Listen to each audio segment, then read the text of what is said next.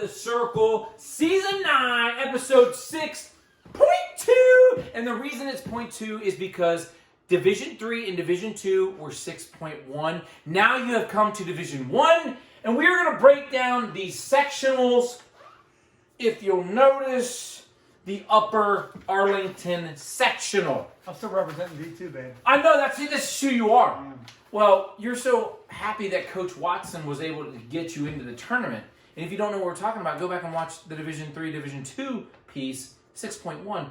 Sean was doting over Coach Watson? I mean, is that the way we want to go with this? Did I tell you how the assistant coach introduced me to people at the tournament? No, I did tell you that. No, what was it? Nah, he's just like Mark Neiman, but less annoying.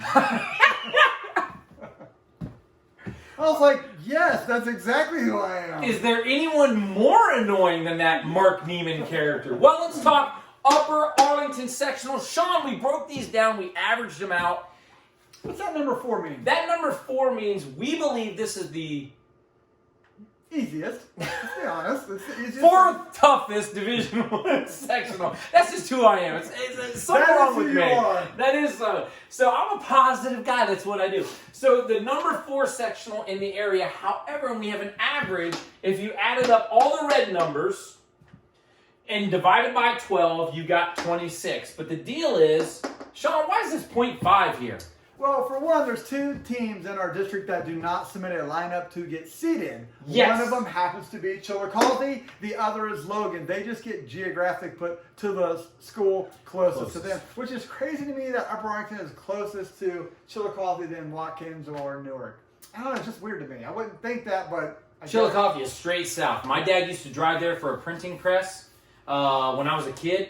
I'm talking 75 through 85. Mm-hmm.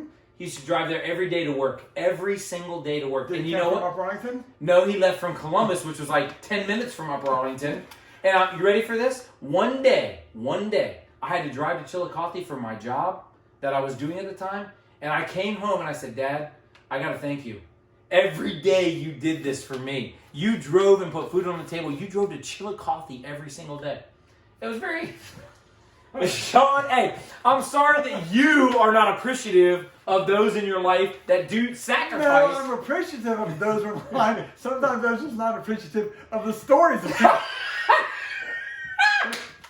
Well, let's talk, Sean. Well, anyways, the reason why we have it in purple, yes, not to get sidetracked, is we've had to guess or project. I think it's a little late now. We got sidetracked. Project what we thought the seed would be for Chillicothe with the lineup they're going to send. So we put them around 38.5. We don't want to go 38 because there is another 38 piece seed. Yes. So we put them at 38.5, which we think their seed would have been if they had entered a lineup. So this is the Upper Arlington Sectional. Sean, here's what I'm asking. Okay. We see the seeds. And even though we see the seeds, I want you to break down, give me the top teams, but even more importantly, Sean, I want you to give me maybe, 2 or 3 top weights to be looking for at this section. I will do that. Before that, read me the teams at the section. Not a problem. Good call. And the seeds they have been Upper assigned. Arlington, seed number 9. Pick Central coming in at 38. Whetstone. It'd be wise to know your abbreviations. Whetstone coming in at 36.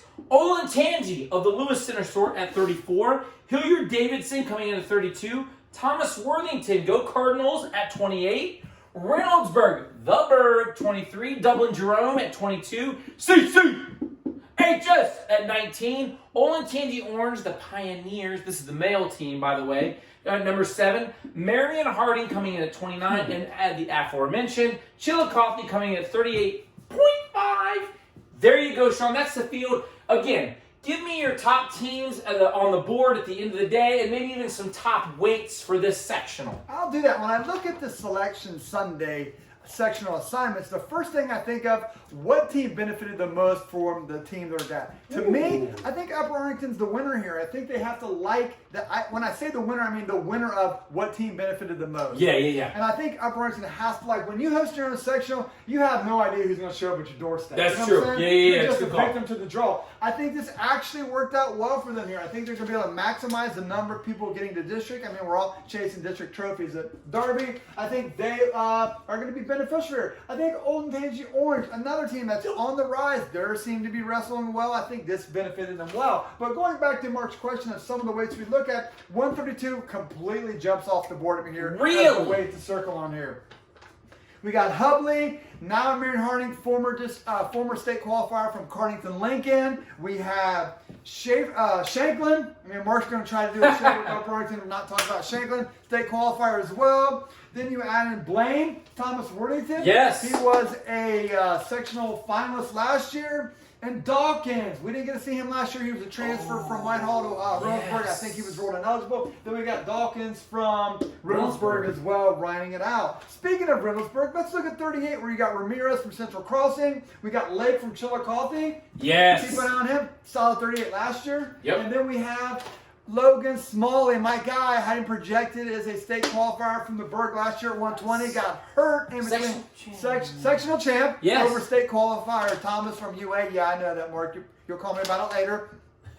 I did project him as a state qualifier. Got hurt between sectionals and district and couldn't wrestle in district. Yeah. So he is apparently going to make his debut at sectionals, maybe the week before that, but they tell me he will be at 138 to get some there. Great. And then 120. I mean, can we get out of a weight without 120 here? No, Sean, and let me tell you this. When you were starting at 132, I thought to myself, why didn't he start with 120? Because bing, bing, bing, bing, bing.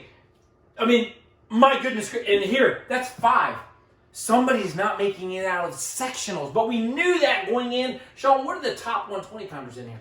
Well, we got Fowler from Olentangy. We got our boy Frankie Mulligan. Now that Thomas moved down to 13, Frankie Mulligan went 2-0 yesterday at the Liberty Quad. Boom. Keep an eye on him. Cerny, Marion Harding. Yes. I believe he has a result there at he's finally down to 120. Yep. What's going to happen with Moore here at Davidson? Is he going to go 20, 26? I keep hearing he might go 26, which probably is a better solution, but you never know. A month between now and then, he could go down here. Right. So those are the guys we're looking at as well. And then Thomas Worthington also with a solid. Thornton, 2-2 at districts last year. Yeah. I mean, he's pretty good. And I'm not even ruling out the Dublin Jerome young No, man. had a great tournament. Yes. I don't know if you look at the results, it wasn't as good, but he gave great effort at the Jerome Quad. Yes. 3 weeks ago. So again, a really solid weight there. Now, I'm not real good at math, and I'm really not good. I'm an English language arts teacher. I got a social studies minor. But here's the deal. 1, 2, 3, 4, 5. Sean, how many kids advanced to the...